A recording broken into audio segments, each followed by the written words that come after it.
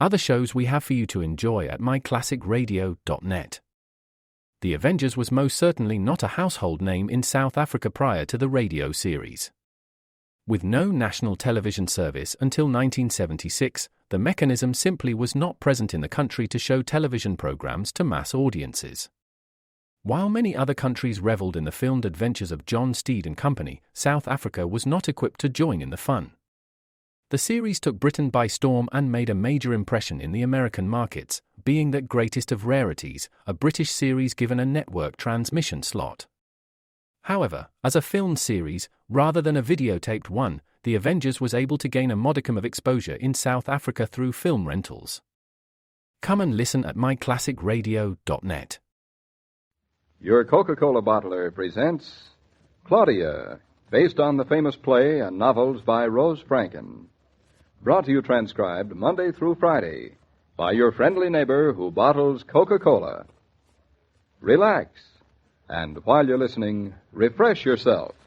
Have a Coke. And now, Claudia. Oh, his bedroom is freezing. I'm cold. If you'd hurry and get dressed, you wouldn't feel so cold. I am hurrying, and I am getting dressed, and I still feel cold. Any windows open? I looked. Oh, then you're cold, too. Well, I'm not a stone, you know. Aren't you? No. Oh, for heaven's sake. You know, David, it's very funny. The house has been gradually getting cold all afternoon. Now it's positively frigid. All of us with the sniffles. Not good. Did you adjust the thermostat before it got so cold? You mean push up that little jigger on the wall to make the house warm? That's right. I showed you how it worked. I know how it works, only it doesn't make the house warm. Or you turn the dial up to the right to where you want the heat to be. Of course I did. What'd you think I'd do, turn it down? I wouldn't know. Well, I turned it in case you're interested. It's been getting colder ever since. It's broken, that's what it is. It's not broken. How do you know it's not broken? Because we happen to have a perfect oil system for heating. It just doesn't go and break for no reason. Well, maybe there is a reason. You probably didn't turn it up at all. Well, look for yourself. It's just outside the door in the hall. I bet you the thermostat reads 32. 32 is freezing. Well, I'm freezing. Oh. Go on, have a look. And you'll believe your wonderful little oil system can break. It can't break, I tell you. Just amazes me how you take sides with an oil system against your own wife. Well, the oil system for heating this house is a very much perfected piece of equipment, I'll tell you that right now. Suppose you can't say the same about me? No, I can't say the same about you. Now hurry up and get dressed. We'll be late hurrying. for the rentals. I hate being late. I am freezing. I can hardly move. The reason the heat isn't going up is because it's probably so frozen it can hardly move, too. All right. I'll look at the jig in the hall and see what the temperature is. Put on your overcoat or the shock will turn you to ice. You get dressed. When did you say you turned it up? Oh, about 5 o'clock, I guess. Turned up all right to 84 degrees. Well, the house is certainly no 84 degrees. Why'd you turn it up so high? Because it was so cold. That hasn't anything to do with it, has it? Oh, probably not. Oh. Well, what's the temperature now? 64. 64? 64. Well, that's below normal. Way below. I guess I better go down to the cellar and have a look at it. Gosh. You better hurry. We're due at the rentals at 7:15, 7:15 now. I'm almost ready now, darling. Stop fussing. David, be careful. Of what? I don't know. Just be careful. What's all this shouting? Say, Mama, are you freezing? I thought this was some kind of new air conditioning.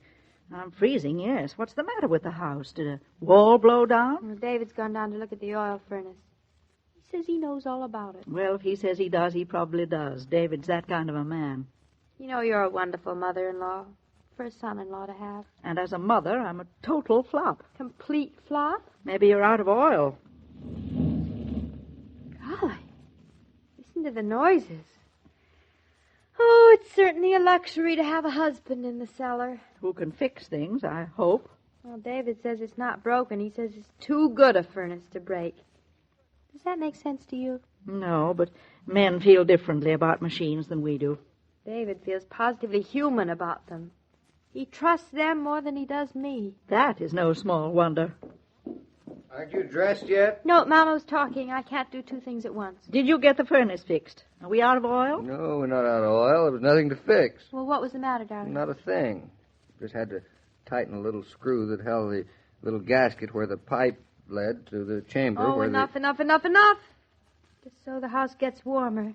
Poor Mama will be frozen stiff as a mackerel by the time we get home. Stop worrying about poor Mama and get yourself dressed, or you won't be going out to get home from. You really fixed it, David? You're superhuman. I'm also a little greasy in the hand. Oh, certainly. By the time I get them washed, I want you to be dressed.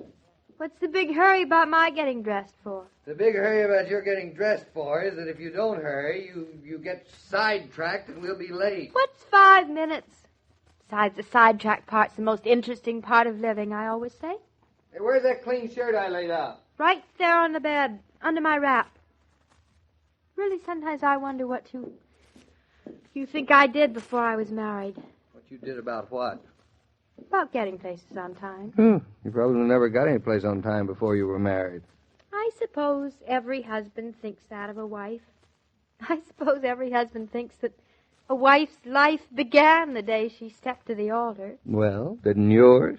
Of course it did, darling. Say, do you remember to have my trousers pressed?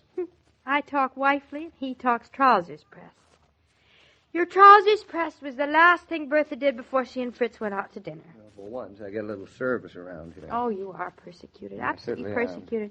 Hanging in your closet. Mama! What is it you want now? Nothing. I was just wondering if you were starting to feel any warmer. No, colder. Well, go out in the hall and see what the thermostat says. All right. Should be up to 70 by now. It's coming down to 62. Oh, I can't understand it. Maybe you turned the wrong screw, David. No. I never turned the wrong screw. Maybe you did this time. It is chilly, David. Oh, and Mama still has her coat. David, please do something. I can't bear to think of poor old Grandma spending the night in this igloo. All right.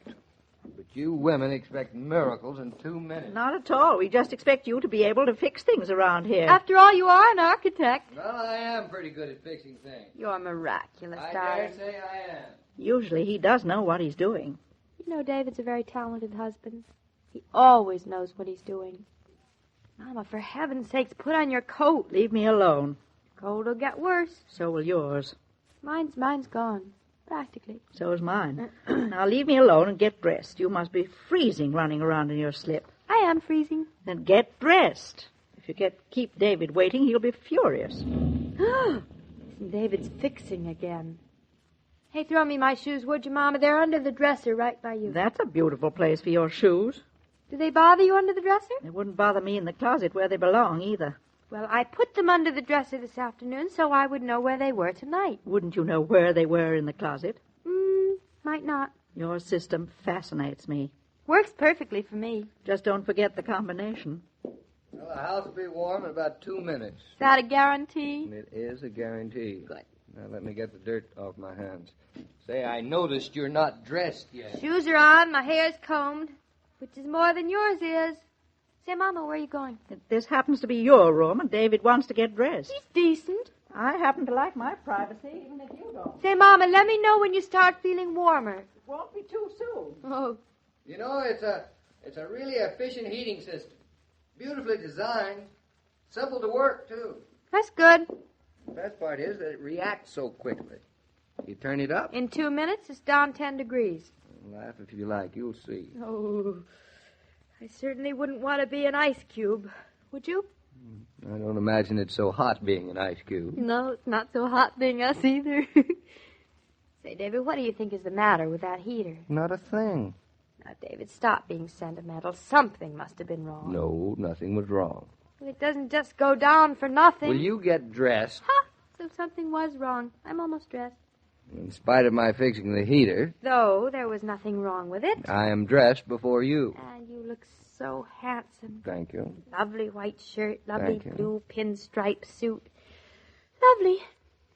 Get that look out of your eye. Oh, you're no fun. You have a one-track mind. I'm freezing. My extremities have turned pale blue. Good. Blue is a very becoming color to you, Mama. What was the thermostat the last time you read it? What was it, David? 62, Mama. Congratulations. 60 now, falling rapidly. 60? David, maybe we better call the plumber or something. No. If there's anything wrong with the heater, a plumber won't help. But you will, I suppose. You doubt me? Well, all I know is I'm freezing. Doesn't matter about me, I'm going out, but Mama's staying home. The baby's staying home with her, and they have to... Probably that screw. I should have turned it to the left instead of to the right. David, please call somebody. Oh, you can't get anybody this hour of the night. Well, then, maybe you better turn the screw to the left. I'll be ready in a second. All right, I'll go down to the cellar just once more and straighten that thing out. By the time you're up, I'll be down. Well, you better be, or we're going to be late. David, was that you? It was I. Oh, poor Mama. Mama, come in here. David's gone down. Aren't you dressed yet? Oh, I'm as good as. I'm transferring pocketbooks. That's the last step, you know. Dreadful bore. It is certainly winter. Oh, David's really going to fix it this time, Mama. You should see him. He looks so handsome in that dark blue pinstripe. David's a very handsome man in anything. You know, I can never decide whether I like him better as a farmer or as an architect or in a dark blue pinstripe. All I know is he is the handsomest, the most punctual, the most talented man I ever loved. He's the only man you've ever loved. And will love. Ever. There, bags all transferred. Coat's downstairs. I am all set to go. You don't look so bad yourself. Girl who's married to David ought to look better than not so bad. But, oh, come on, let's go down. David, you ready? He's in the cellar. He can't hear you.